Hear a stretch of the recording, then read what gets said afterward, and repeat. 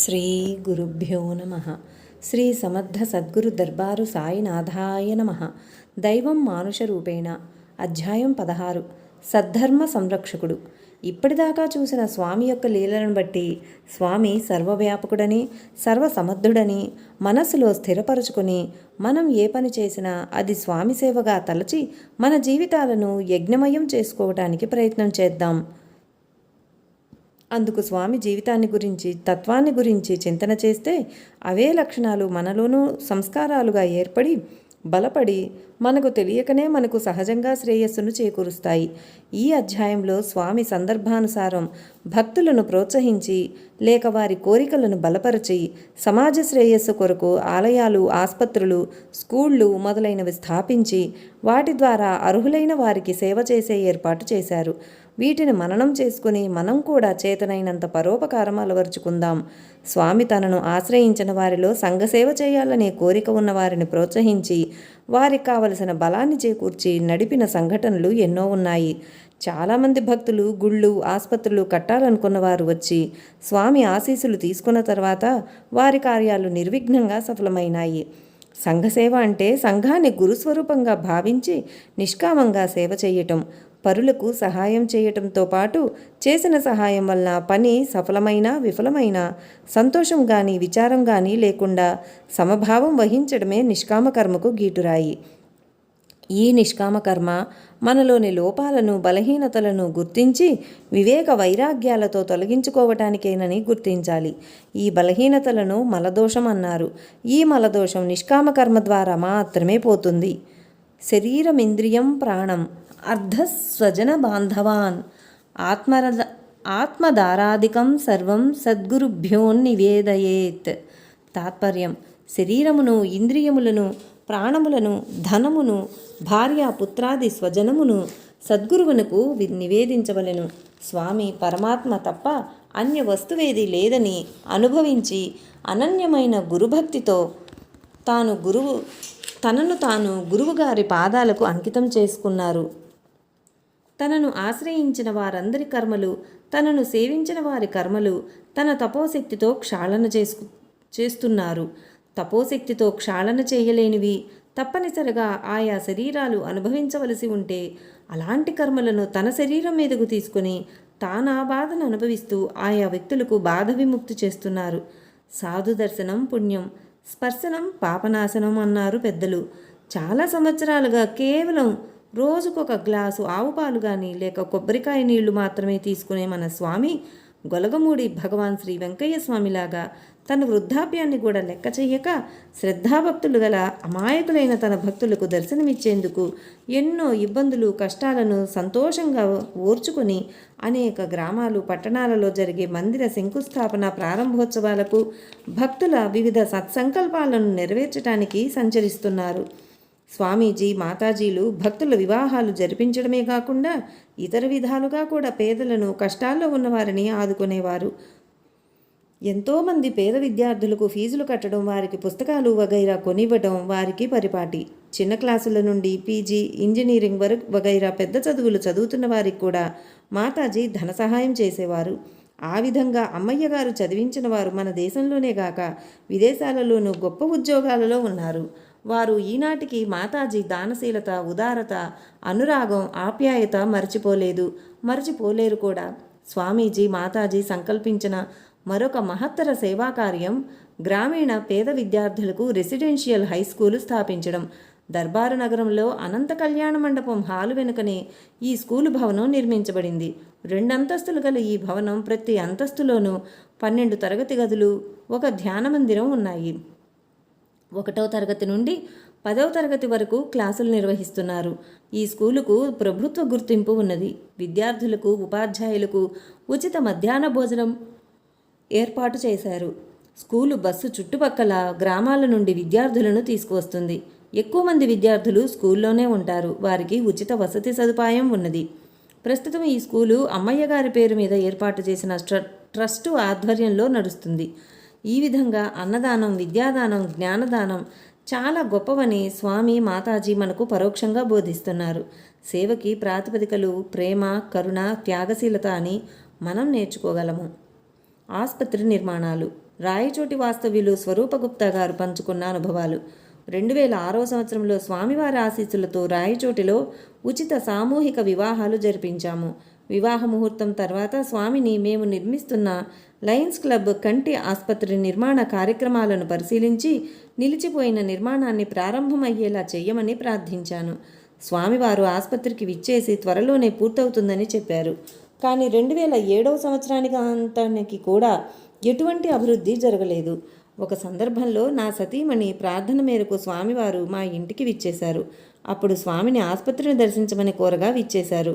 స్వామివారికి ఆసుపత్రిని చూపిస్తూ మనసులో నా అసక్తతను వివరించాను. కాసేపు మౌనంగా ఉన్న స్వామి అకస్మాత్తుగా, ఏరా, ఈ నిర్మాణం పని అంతా నీవే చేస్తున్నావని అనుకుంటున్నావా అని అడిగేసరికి నేను నిరుత్తరుడునయ్యాను. వెంటనే స్వామీజీ, పైనున్నవాడు ఇస్తున్నాడు, బేల్దారు పని మేస్త్రీ చేస్తున్నాడు, సిమెంట్ కలిపేవాడు కలుపుతున్నాడు, కట్టేవాడు కడుతున్నాడు, పైవాడిచ్చాడు, నీవు చేయిస్తున్నావు, వాడివ్వలేదు, నువ్వు చేయించలేదు. ఎందుకురా విచారిస్తావు? ఆయన ఇచ్చినప్పుడు పూర్తి చేయి. నీవు నిమిత్త మాత్రుడవని గుర్తుంచుకో, అంతా మంచి జరుగుతుందని చెప్పి, నాకు దాహం వేస్తుంది, ఒక గ్లాసు నీళ్లు ఇప్పించు అని అడిగారు. విషయం అర్థం చేసుకోలేని నేను స్తబ్దతలో ఉన్నాను. వెంటనే తేరుకొని నీటి కోసం చూశాను. మాతో వచ్చిన 2 కార్లలో కానీ ఆసుపత్రి ఆవరణలో కానీ నీళ్లు దొరకలేదు. అప్పుడే పోయిన కరెంటు వచ్చింది. వాచ్మెన్ పరిగెత్తుకుంటూ ఒక స్టీల్ చెంబు వెతికి మోటార్ వేసి ఆ చెంబు నీళ్లతో గడిగిన తర్వాత చెంబుడు నీళ్లను స్వామికి ఇచ్చాము. స్వామి నీరు త్రాగి, నా దాహం నీవు తీర్చావు, నీ దాహం నేను తీరుస్తాను అని చెప్పి నా భుజంపై చెయ్యి వేసి, ప్రజల అవసరం కోసం నీవు చేసే ఈ ఆసుపత్రి నిర్మాణాన్ని పూర్తి చేస్తాను అని చెప్పి ఆశీర్వదించారు. 4 రోజుల తర్వాత బెంగళూరులో ఉన్న నన్ను పిలిపించి, స్వామి, నీవు doctor Bayyareddy, doctor Narayana Reddy, doctor Balaramaraju, doctor Chandrashekar Reddy వద్దకెళ్ళి ఆసుపత్రి నిర్మాణానికి తలా 1 లక్ష రూపాయలను అడుగు, మాతృశ్రీ దర్గామాత 1 లక్ష రూపాయలను ఇస్తుంది అని చెప్పారు. నాకైతే దిక్కుదోచలేదు. డాక్టర్ బయ్యారెడ్డి గారు తప్ప మిగిలిన వారిని ఎలా అడగాలని చాలా సంశయించాను. మిత్రుడు టంగుటూరి సత్యనారాయణ గారు వచ్చి, స్వామివారు చెప్పారు కాబట్టి సంశయం వద్దు, వెళ్ళి అడుగు అని నాతో వచ్చారు. అడిగిన వెంటనే అందరు డాక్టర్లు ఆనందంగా, స్వామీజీ చెప్పారా, ఇది నిజంగా మా అదృష్టం, మేము తప్పక ఇస్తామని చెప్పి దక్షిణిచ్చారు. అమ్మ దర్గామాతాజీ గారు ఇక్కడి కంటి ఆసుపత్రి పూర్తికి సహకారం అందించి ప్రజలకు సేవలు అందించాలని అమ్మగారి ఆజ్ఞ అయిందని, ఈ పైకమును ఆపరేషన్ పరికరాల కొరకే వినియోగించాలని స్వామివారు నన్ను ఆజ్ఞాపించారు. పరికరాలకు తక్కువ వస్తుందని చెబితే మరో 2 లక్షల రూపాయలు నాకు ప్రసాదించి ఆసుపత్రి నిర్మాణం పూర్తి చేసేందుకు నన్ను ఆశీర్వదించి పంపారు. ఆశ్చర్యకరంగా కోరిన వెంటనే మిత్రులు, బంధువులు, దూర ప్రాంతాల వారు కూడా స్పందించి అందించిన ధన సహాయంతో ఆసుపత్రి నిర్మాణాన్ని పూర్తి చేయగలిగాం. ప్రతి విషయంలో కూడా సూచనలు అందించి ఈ సేవను చేయగలిగే భాగ్యాన్ని స్వామీజీ, మాతాజీ నాకు ప్రసాదించారు. పేద ప్రజలకు ఉచిత కంటి ఆపరేషన్ల ద్వారానే ఈ రుణాన్ని తీర్చుకోగలము అని నమ్ముతున్నాను. శ్రీ మాతాజీ గారికి, సద్గురు స్వామివారికి నేను సదా కృతజ్ఞుడనే. 2009వ సంవత్సరంలో ఆసుపత్రి ద్వారా ప్రజలకు సేవలందించడం ప్రారంభించాము. నాకు వస్తున్న సమస్యలను, అక్కడ జరిగే విషయాలను స్వామివారికి వివరించేవాడిని. దానికి స్వామివారి సూచనలు, సలహాలను పాటిస్తూ వాటిని అధిగమించేవాడిని. అప్పటికి ఉన్న ఆర్థిక సమస్యలను, ఆసుపత్రి అభివృద్ధికి కావలసిన వాటి గురించి ధ్యానంలో మాతాజీకి చెప్పుకునేవాడిని. ఒకరోజు స్వామివారు నన్ను పిలిచారు. వెళ్ళగా, స్వామి, ఒరే అమ్మ ఆసుపత్రిలో ఇంకొక మైక్రోస్కోప్ పెట్టించి ఇంకా ఎక్కువ మంది ప్రజలకు సేవలు అందించాలని నాకు చెప్పింది. కాబట్టి ఇంకొక మైక్రోస్కోపు మరియు ఇతర మిషన్లు తీసుకో అని 2 లక్షల రూపాయలు ఇమ్మనింది అని చెప్పారు. అంతేకాదు, స్వామివారు అక్కడున్న వారితో నా గురించి చెబుతూ, వాడికి ఆసుపత్రిలో అనేక సమస్యలు వస్తున్నాయి, అవి అధిగమించడానికి వానికి మనోధైర్యం కావాలి, అందుకు అమ్మయ్య వాడి హృదయంపై సదా తోడుగా ఉండాలని ఆశీర్వదించి, మాతాజీ వర్ధంతి నాడు అమ్మయ్య డాలర్ను నా గుండెలపై ఉంచారు. ఆనాటి నుండి నాకు ఎటువంటి సమస్య వచ్చినా అమ్మయ్య దయతో దూది పింజలాగా ఎగిరిపోయి నాకు ఎంతో శక్తిని ప్రసాదించింది. ఎక్కువ ఆపరేషన్ కార్యక్రమాలు నిర్వహించడం ద్వారా ఎక్కువ మందికి సేవలు అందించే అవకాశాన్ని కలుగజేసింది. ఆరోగ్యరీత్యా, ఆర్థిక రీత్యా, వ్యాపారపరంగా, శారీరకంగా, సామాజికంగా ఎంతో ప్రోత్సాహాన్ని, శక్తిని, హితులు, స్నేహితులు, సేవా తత్పరుల సహకారాన్ని అందిస్తూ నన్ను సదా ముందుకు నడిపిస్తున్నది. అందులకు ఎంతో కృతజ్ఞుడను. నెల్లూరు సురేంద్ర గారి అనుభవాలు. మేము కొంతమంది డాక్టర్లం కలిసి 1994లో రూరల్ వెల్ఫేర్ పథకం క్రింద పేదవారికి సేవ చేయటం ప్రారంభించాము. 2002లో ఒక హాస్పిటల్ కట్టి ఉచితంగా సేవలు అందిద్దామనుకున్నాం. కానీ మా దగ్గర డబ్బులు లేవు. మాకు లోన్ ఇవ్వటానికి కూడా ఎవరూ ముందుకు రాలేదు. కానీ మేము ఉత్సాహంగా ఆసుపత్రి, సాయిబాబా గుడి కడదామని డాక్టర్ శ్రీధర్ రెడ్డి గారి ద్వారా దర్గా స్వామి గురించి తెలుసుకుని శంకుస్థాపనకు స్వామిని ఆహ్వానించాము. స్వామి వచ్చి ₹1,00,000 మొదటి డొనేషన్ ఇచ్చి మాకు ధైర్యం చెప్పి, సురేంద్ర, నువ్వు పని మొదలుపెట్టు, జయమవుతుంది అని చెప్పారు. అలానే మొదలుపెట్టిన తర్వాత కొన్ని నెలలకు ఒక బ్యాంకు వాళ్ళు తమంత తామే మా ప్రాజెక్టు గురించి తెలుసుకుని 22 లక్షల ఆర్థిక రుణం మంజూరు చేశారు. నిర్మాణ సమయంలో ఎంతెంత అవసరమో అంత చాలా చిత్రంగా సమకూరేవి. కొన్ని చెక్కులు చెల్లక వెనక్కి వెళ్ళిపోతే స్వామికి చెప్పుకుంటే అవెక్కడికి వెళ్ళవు, మరలా వస్తాయి అని అభయం ఇచ్చారు. అలానే చాలా విచిత్రంగా చెల్లవని పంపించిన చెక్కులే చెల్లాయి. మా ఆసుపత్రికి ఆనుకుని సాయిబాబా గుడి ఉంది. ఒకసారి మాటల సందర్భంలో ఈ మందిరంలో అన్నీ ఉంచాము, ఎవరికేం కావాలో వారికి అవి లభిస్తాయి అని స్వామి ఆశీస్సులు ఇచ్చారు. ఒకసారి 25 సంవత్సరాల యువకునికి గుండె ఆపరేషన్ జరిగింది. 1 సంవత్సరం తర్వాత అతనికి హెపటైటిస్ బి వచ్చి ఇంజెక్షన్ చేస్తే రక్తం కారుతూ ఉండేది. బ్రెయిన్ హ్యామరేజ్ మొదలైంది. నేను చాలా కంగారు పడ్డాను. కానీ స్నేహితులు డాక్టర్ శ్రీధర్ రెడ్డి నాతో, మనం ఎందుకన్నా భయపడేది, మనమంతా పోస్ట్ మ్యాన్ లాగా చేసేది, అంతా చేయించేది స్వామే అని చెప్పేసరికి చాలా ధైర్యం వచ్చింది. తర్వాత మేము చేసిన వైద్యం కేవలం నామమాత్రం. కానీ స్వామి దయ వలన అంతటి ప్రమాదకర పరిస్థితి పోయి అతను ఇప్పటికీ హాయిగా ఉన్నాడు. ఈ సంఘటనతో చేసేదంతా స్వామేనని, మాకు ఇలా ఈ విశ్వయజ్ఞంలో పాలు పంచుకునే అవకాశం ఇచ్చినారని అర్థమై స్వామి మీద భక్తి విశ్వాసాలు పెరిగాయి. మందిర నిర్మాణాలు. దర్గా స్వామివారితో గొలగమూడి పెసల సుబ్రహ్మయ్య గారి అనుభవాలు. 2001 సంవత్సరం వరకు వివిధ భక్తుల అనుభవాలు వినడం తప్ప నాకే అనుభవాలు లేవు. 2001 సంవత్సరంలో గొలగమూడిలో శ్రీ బ్రహ్మంగారి మఠం పునరుద్ధరించే పని శ్రీ వెంకయ్య స్వామివారు నాకు ప్రసాదించారు. శ్రీ దర్గా స్వామివారు ఆ పవిత్ర ఆలయ ప్రదేశానికి వచ్చి, డబ్బు ఆయనే తెప్పించుకుంటారు, నీవు స్లాబ్ వేయి, సిమెంటు రేకులొద్దు అని చెప్పారు. ఈ పనికి గాను నాకు తెలిసిన పెద్ద మనిషిని చందా అడగాలని వెళ్ళాను. వెంటనే ఆయన, మందిరాలు కట్టిస్తారు, దీపాలు పెట్టే దిక్కు ఉండదు, కట్టించడం కాదు, ఆ తర్వాత నిర్వహణ సమస్య అని అన్నారు. నేను వెంటనే ఆయన్ని అడగకుండా వచ్చేశాను. ఆ పక్క రోజు నుంచి శ్రీ దర్గా స్వామివారు నీలకంఠరావుపేట నుండి 4 మార్లు నలుగురు చేత దీపం పెట్టే దిక్కు ఉండదు అని అన్నారు. అది ఎలా పెట్టరో చూస్తాను, పని త్వరగా కానిమ్మని చెప్పు అని చెప్పి పంపారు. నేను స్వామివారిని కలవలేదు. ఆ మాట అన్న పెద్ద మనిషి వారికి ఆ మాట తాను అన్నట్లు చెప్పరు. మరి వారికి ఆ మాట ఎట్లా తెలిసింది? వారు సర్వాంతర్యామి కానిదే అలా చెప్పలేరు కదా. నన్ను స్వామివారు బ్రహ్మంగారి మఠానికి రసీదు పుస్తకాలు అచ్చువేయించమన్నారు. కానీ నా మనసులో ఇష్టం లేదు. ఎందుకంటే కొంతమంది రసీదు పుస్తకాలు తీసుకెళ్ళి తిరిగి తెచ్చివ్వరు. ఇది శ్రీ వెంకయ్య స్వామివారి ఆశ్రమంలో జరిగిన అనుభవం. శ్రీ దర్గా స్వామివారు గొలగమూడి వస్తూనే నాతో మొదట పలికిన మాట, రసీదు పుస్తకాలు వేయించు, అవి తిరిగి రాకుంటే నాది బాధ్యత అని అన్నారు. ఇది నా మనసులోని అనుమానానికి సమాధానం. వారు సర్వభూత హృదయాంతర్వర్తి కానిదే నా మనసులోని అనుమానం తెలుసుకోలేరు. మందిర నిర్మాణం పవిత్ర సేవ అని స్లాబ్ వేయమన్న దర్గా స్వామివారి ఆదేశాన్ని తప్పక పాటించాలని నాకు తెలుస్తూ ఉంది. కానీ నాలోని సంస్కారాలు అంటే పిసినుగుట్టుతనం, ధన వ్యామోహం లాంటివి ఆ సేవను చక్కగా చేయకుండా అడ్డుపడుతున్నాయి. ఒక భక్తుడిచ్చిన డబ్బుతో పడిపోయిన పూరిపాకను తిరిగి అదే సామాన్తో కప్పించాలనుకున్నాను. పైకప్పుకు తాటాకు కూడా తెచ్చిపెట్టాను. శ్రీ స్వామివారు నా మనసు మార్చారు. ఈ తాటాకు పని ప్రతి సంవత్సరం కష్టమే. ఇంకొక 1000 కానీ 2000 కానీ సొంతంగానైనా ఖర్చు పెట్టి రేకులు వేస్తే ఇకెప్పటికీ పని ఉండదని 3 మీటర్ల సిమెంట్ రేకులు తెప్పించాను. 4 మూలల్లో కంకర, సిమెంటు, కమ్ములతో చేసిన 4 స్తంభాలు నాటి చుట్టూ 4 అంగుళాల గోడ సగం పెట్టించాను.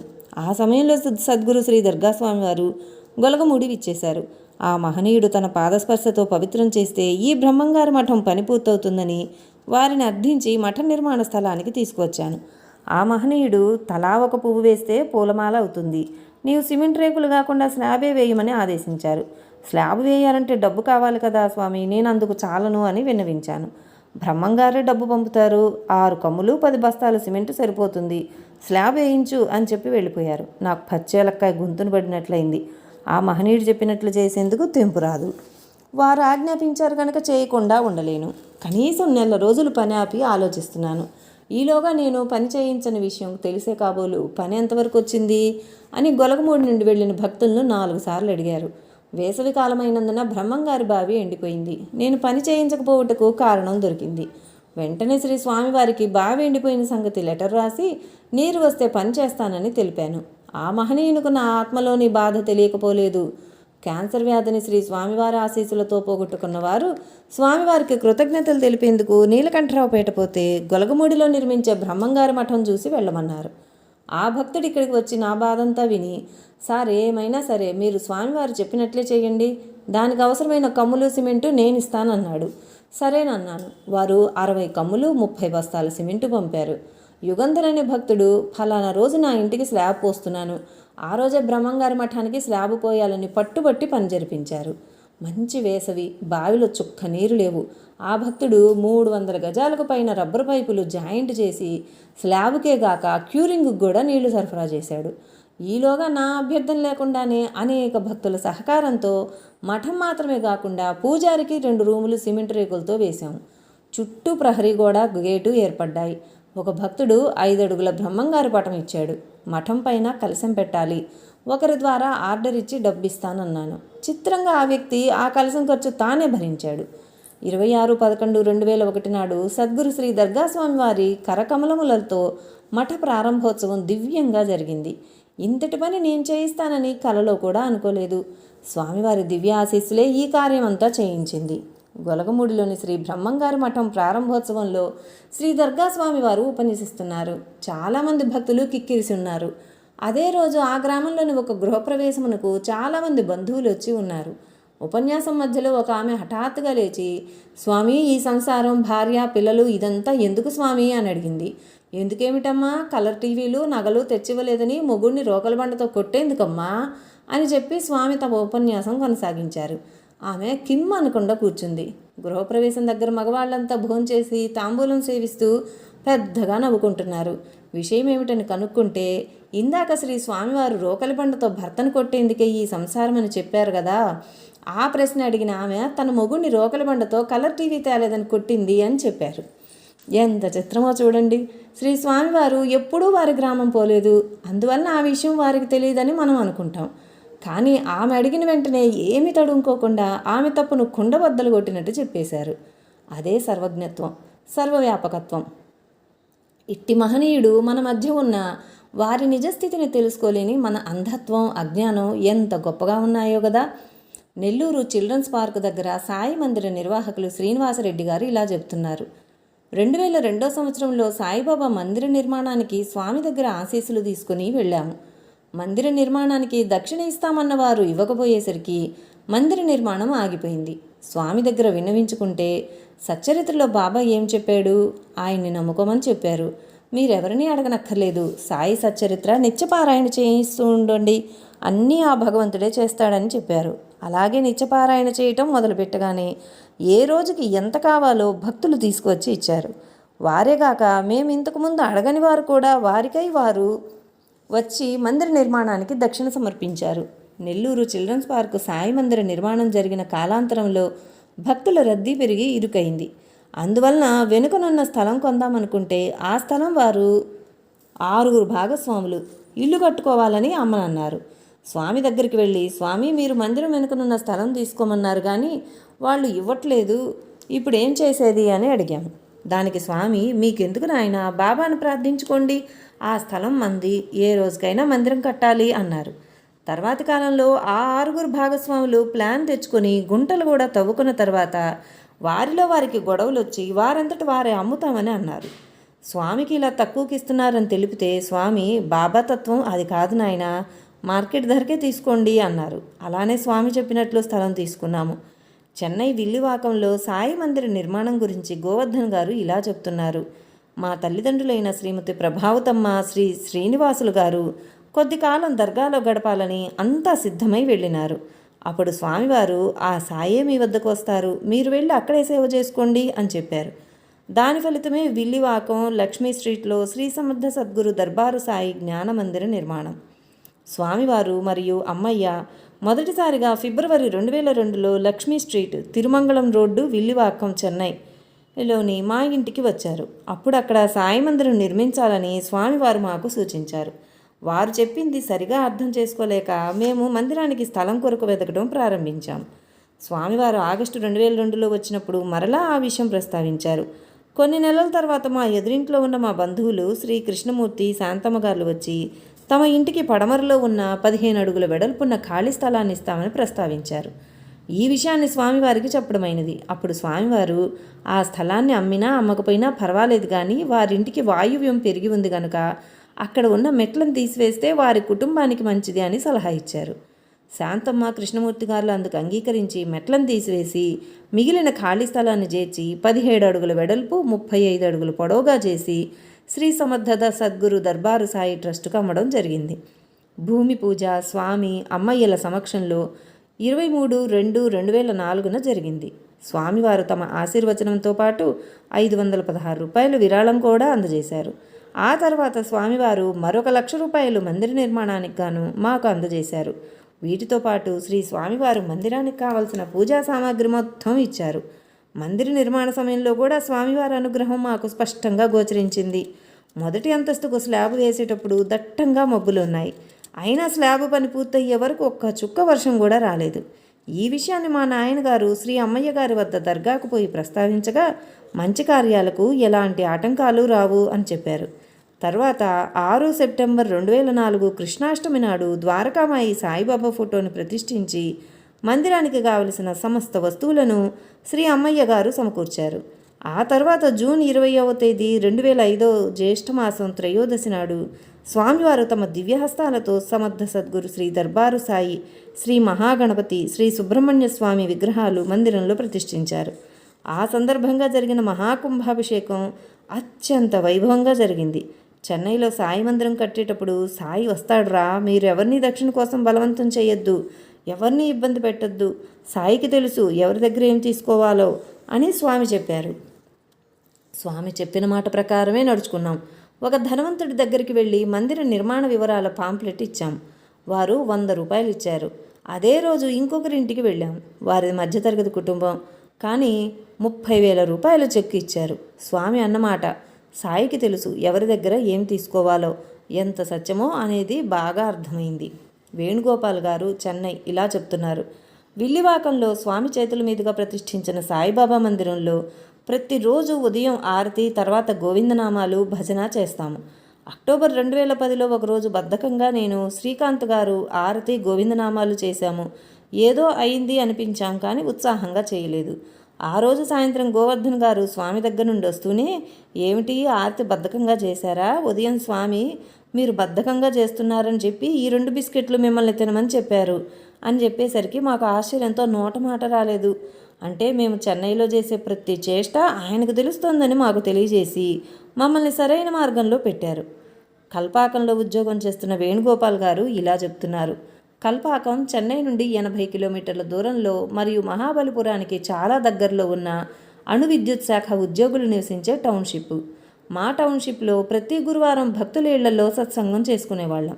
సత్సంగం సభ్యులు అయ్యప్ప గుడి ప్రాంగణంలో ఒక సాయిబాబా మందిరం కూడా కడదామనే సంకల్పంతో అయ్యప్ప గుడి కమిటీ వారిని అభ్యర్థించగా వారు కాదన్నారు. అదేవిధంగా ఇంకొక గుడి యాజమాన్యం కూడా ఒప్పుకోలేదు. ప్రత్యేకంగా మందిరం కడదామని ప్రయత్నించి ఇక్కడి అధికారులకు స్థలం ఇచ్చే అధికారం లేకపోవడం వల్ల విషయం ముందుకు సాగలేదు. దర్గాస్వామి దగ్గరకు వచ్చి విన్నవిస్తే, నేను స్థలానికి వచ్చి ధ్యానం చేస్తే ఆటంకాలు తొలగుతాయి, మీకు నిదానంగా స్థలం వస్తుంది అని అన్నారు. మరలా ప్రయత్నించినా కూడా విఫలమైనాము. కొన్నాళ్లకు దర్గాస్వామి చెన్నైకి వచ్చారు. స్వామిని కల్పాకం ఆహ్వానించాలని వెళ్ళాం. మాకు మందిరానికి స్థలం దొరకలేదు. మరి స్వామిని తీసుకొస్తే స్వామి ఎక్కడ ధ్యానం చేస్తారు అనే శంక ఉండడంతో స్వామితో మేము హృదయపూర్వకంగా చెప్పలేకపోయాం. మా బాధ స్వామికి తెలియకపోతే కదా. మేము మా ప్రయత్నాల గురించి చెప్తే స్వామి, నేను అంత దూరం ప్రయాణం చేసి రాలేను, ఇక్కడి నుండే చేస్తాను, నిదానంగా పనులు అవుతాయి అన్నారు. మేము చేసిన ప్రయత్నాలకు ఎన్నో ఇబ్బందులు వచ్చాయి. ఎన్నో కమిటీల వారి అనుమతులు, పైగా అనుమతి ఇచ్చినట్లు రాస్తారు, కానీ అసలు మందిరం కట్టడానికి అనుమతి ఉండదు. చాలా చిత్రంగా స్వామి ఏమి ప్రేరణ ఇచ్చారో తెలియదు, కానీ మంజునాథ అనే ఆయన చొరవతో మందిరానికి స్థలము కట్టడానికి అనుమతి వచ్చింది. శంకుస్థాపనకని స్వామి దగ్గరికి వెళ్తే స్వామి మేము తీసుకెళ్లిన మందిర స్థలంలో శిలను చూసి అమ్మవారు కనిపిస్తున్నారని చెప్పారు. మేమేమి అడగకుండానే మంజునాథ ధైర్యవంతుడు, శివుణ్ణి ఆరాధిస్తాడు అని 2-3 నిమిషాలు ఆయన గొప్ప లక్షణాలు చెప్పి మంజునాథ చేత శంకుస్థాపన చేయించమని మరియు శంకుస్థాపనకు 2 కొబ్బరికాయలు కొట్టమని చెప్పారు. మా సత్సంగ సభ్యుల్లో కొందరు శంకుస్థాపన సమయంలో ఒక కొబ్బరికాయ సరిపోతుందని, మరికొందరు స్వామి చెప్పినట్లు 2 కొట్టాలని అన్నారు. మా ప్రమేయం లేకుండా మొదటి కొబ్బరికాయ కుళ్ళిపోగా రెండో కాయ కొట్టవలసి వచ్చింది. పై లీలను తరచి చూస్తే స్వామి సర్వప్రేరణాధికారి అయి మంజునాథ గారిని ప్రేరేపించి అనుమతి లభించేటట్లు చేశారు. మందిర స్థలంలో పుట్టలు ఉన్నాయని, మేము తీసుకువెళ్ళిన రాళ్లలో అమ్మవారు ఉన్నారని మేమేమీ చెప్పకుండానే మంజునాథ్ గారి గురించి చెప్పి 2 కొబ్బరికాయలు కొట్టండి అని చెప్పి అలానే జరిపించిన స్వామివారు సర్వజ్ఞులు, సర్వసమర్థులు, సర్వప్రేరణాధికారి అని తెలుస్తోంది.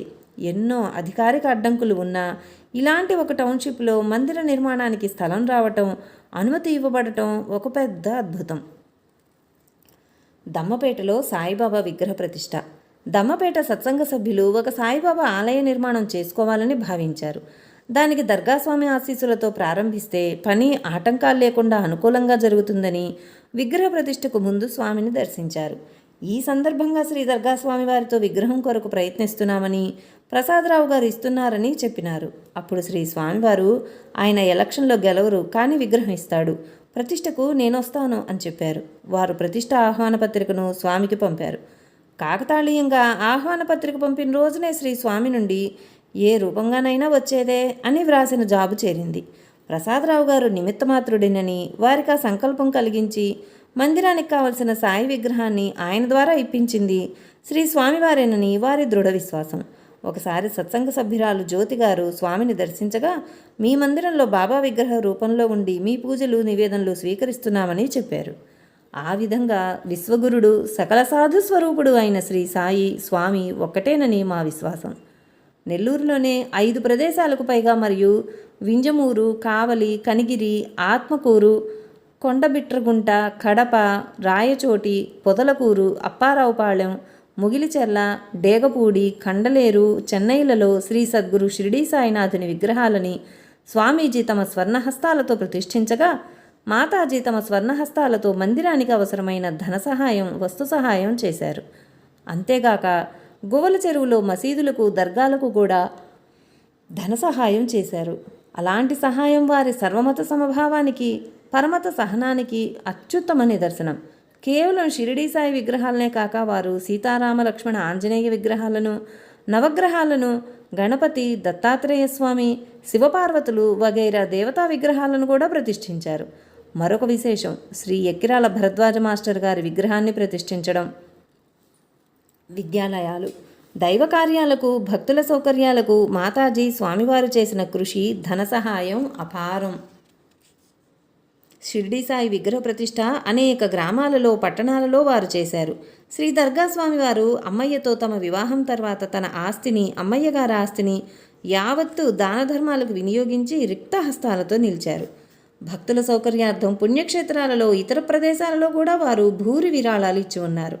వాటిలో మచ్చుకు కొన్ని. షిరిడీలో అఖిల భారత షిరిడీ క్షేత్ర సాయి భక్త నివాసు ట్రస్ట్ వారికి భక్తుల వసతికై ఒక గది నిర్మాణానికి 1,10,116 రూపాయలు, అదే సత్రంలో నిత్యాన్నదానానికి 25,116 రూపాయలు, షిరిడీ సంస్థాన్ వారి నిత్యాన్నదాన పథకానికి 50,000 రూపాయలు, తమిళనాడులోని షోలింగర్లో శ్రీ లక్ష్మీ నృసింహస్వామి వారి సన్నిధిలో గది నిర్మాణానికి ధన సహాయం, నెల్లూరులో Shri Shirdi Sai rural welfare and medical foundation వారు నిర్మించిన మల్టీ స్పెషాలిటీ ఆసుపత్రి మరియు శ్రీ సాయి మందిరం ఆవరణలో ధ్యాన మందిర నిర్మాణానికి 1,00,000 రూపాయలు, భగవాన్ శ్రీ వెంకయ్య స్వామి పుణ్యక్షేత్రమైన గొలగమూడిలో అన్నదానానికి, పేద విద్యార్థుల నివాసానికి, ధర్మసత్ర నిర్మాణము, ఉచిత వివాహాలకై కళ్యాణ మండప నిర్మాణార్థం శంకుస్థాపన. ఇలాంటి వితరణ కార్యాలలో సంకల్పము, ప్రోత్సాహము మాతాజీదే. రూపకల్పన, నిర్వహణ స్వామీజీది. స్వామీజీతో మాతాజీ, స్వామి మీ చేతుల మీదుగా లక్షలు ఖర్చు అవుతాయి, లక్షలు కూడా అదే రీతిలో చేతికి వస్తాయి అనేవారు. ఇంతగా దాన ధర్మాలు చేసిన వారిలో నిగర్వత, నిరాడంబరత మినహా మరేమీ కనిపించదు. వీటిని గురించి ప్రస్తావిస్తే మాతాజీ మాదేముంది, వారి సొమ్ము వారికిచ్చాం అనేవారు. దర్బారు నగరంలో దర్గా వద్ద ఉరుసు, జెండా ఉత్సవమే గాక శ్రీరామనవమి, గురు పూర్ణిమ, విజయదశమి, దత్త జయంతి, ఆంగ్ల నూతన సంవత్సరాది, శ్రీ సమర్థ సద్గురు సాయినాథ మందిర వార్షికోత్సవం వగైరా జరుపుతారు. వాటికి కుల మత ప్రాంత ధనిక బీద అలాంటి తారతమ్యాలు ఏమీ కనిపించవు. అందరికీ ఒకే పంక్తి, అందరికీ అదే మృష్టాన్న భోజనం. అందరినీ మాతాజీ స్వయంగా భోజనం చేశారా లేదా అని అడుగుతారు. అంతేగాక దూర ప్రాంతాల భక్తులు ఇళ్లకు వెళ్ళేటప్పుడు వారికి స్వీట్లు వగైరా ప్యాకెట్లు ఇచ్చి పంపుతారు. ఇవన్నీ మాతాజీ స్వీయ పర్యవేక్షణలో జరిగేవి. దర్బార్ సాయి భవనం శంకుస్థాపనకు గొలగమూడికి శ్రీ స్వామివారు వచ్చారు. శంకుస్థాపన జరిగే చోట శ్రీ స్వామివారు అక్కడికొచ్చిన భక్తులందరినీ భక్తితో తోచింది సమర్పించమని విరాళం అడుగుతున్నారు. కొంతమందినైతే 5,000 ఇస్తామని చెప్పు, శ్రీ వెంకయ్య తాతగారిని జబ్బు నయం చేస్తారు అని, మరికొందరిని 10,000 ఇమ్మని అడుగుతున్నారు. వాళ్ళు ఇంటికి వెళ్ళి చెబుతాం స్వామి అంటే ఇంటికి వెళ్ళాక ఇవ్వడం చెప్పడం ఇక్కడే అని నవ్వుతున్నారు. వేలిచ్చిన వారు కూడా దూరంగానే ఉన్నారు. ఒక పేదరాలు అంతమందిలో ₹1 సమర్పించింది. ఆ తల్లి 2 చేతులు శ్రీ స్వామివారు పట్టుకొని, ఈ తల్లి భక్తితో ₹1 సమర్పించింది, అదే నాకు 10,000 మెచ్చుకున్నారు. చూచే ప్రేక్షకుల్లో కొందరు ఇదెక్కడి స్వామిరా బాబు, ఇంత గొప్ప డబ్బు పిచ్చి ఉండేవారిని తీసుకొచ్చారు అని అనుకుంటున్నారు. శ్రీ స్వామివారు అన్నాల హాలుకు నడిచిపోతున్నారు. ఒక భక్తుడు మధ్యదోవలో శ్రీ స్వామివారి పాదాలు పట్టుకొని వదలలేదు. కారణం చెప్పమని శ్రీ స్వామివారు ఎంతో అనునయంగా అడిగినా చెప్పలేదు. తన తనివి తీరాక ఆ భక్తుడు లేచి తానొక మందిరం కట్టిస్తున్నానని వారి చేత్తో ఏమైనా ఇవ్వమని అర్థించాడు. శంకుస్థాపన దగ్గర వచ్చిన డబ్బంతా శ్రీ వెంకయ్య స్వామి మందిర పర్యవేక్షణాధికారికి ఇచ్చేశారు. ఇక వారి దగ్గర డబ్బు లేదు. పర్యవేక్షణాధికారిని పిలిచి, ఇంటికి వెళ్ళాక నీకు పంపుతాను, నాకు 5,000 అప్పుగా ఇవ్వు అని అడిగి తీసుకుని ఆ భక్తునికి ఇచ్చారు. అంతేకాక నీ అడ్రస్ ఇచ్చిపో, మరికొంత డీడీ తీసి పంపుతాను అని చెప్పారు. శంకుస్థాపన దగ్గర అందరినీ డబ్బులిమ్మని అడుగుతుంటే ఈయనకు డబ్బు పిచ్చనుకున్న వాళ్ళు ఇప్పుడు ఈ సన్నివేశం చూచారో లేదో మరి. వారు గొలగముడికొచ్చి సంపాదించింది ₹5,000 అప్పు. కొంతమంది సాధువులు మేము డబ్బు తాకమని చెబుతూ భక్తులు తమకిచ్చే డబ్బు మరొకరి దగ్గర ఉంచుతారు. డబ్బు మనసుతో తాకకూడదు, చేతులతో తాకితే ఏమీ కాదు. శ్రీ స్వామివారు ఎన్ని లక్షలు ఎలా దానం చేశారో, ఎన్ని వివాహాలను చేయించారో, ఎందరు విద్యార్థులను చదివించారో లెక్క ఉండదు. ఈ విషయంలో వీరు షిరిడీ సాయిని పోలి ఉంటారు. ఇంతటి మహనీయమూర్తి మనకు మానవ రూపంలో లభించారు. వారికి మనం సమర్పించే కానుకల కంటే మనం నిత్య జీవితంలో ఆచరించే సత్యం ధర్మమే గొప్ప కానుకలని ఎరిగి వారు మన లోపల బయట నిరంతరం సాక్షిభూతంగా ఉన్నారనే గుర్తింపుతో వారిని సేవించి తరిద్దాం. శ్రీ సమర్థ సద్గురు దర్బారు సాయినాథ్ మహారాజ్ కీ జై.